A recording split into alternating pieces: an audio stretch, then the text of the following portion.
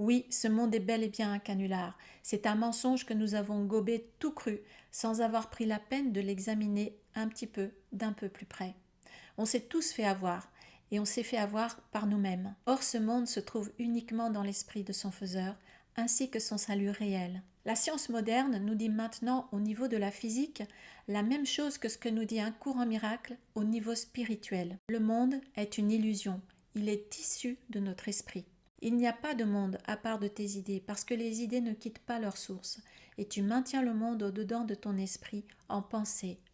Il y a un scientifique qui s'appelle Philippe Guimand, mais il n'est pas le seul, qui parle de la nature de la réalité et de la place de la conscience et de l'esprit d'une manière qui s'approche beaucoup de ce que nous dit un courant miracle.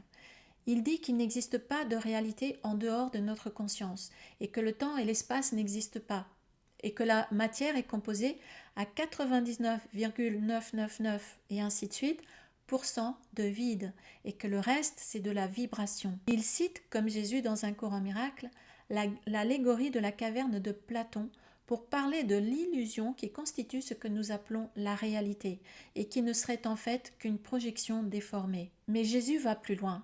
Il nous explique que non seulement le temps, l'espace et la matière, donc l'univers, le monde et tout ce qu'il contient, n'existent pas, mais il nous explique aussi pourquoi il semble exister, d'où il vient et à quoi il sert. Ce monde est la projection de notre propre esprit sur l'écran de notre conscience. Tu es peut-être surpris d'entendre à quel point la réalité est différente de ce que tu vois. Tu ne te rends pas compte de l'immensité de cette seule erreur.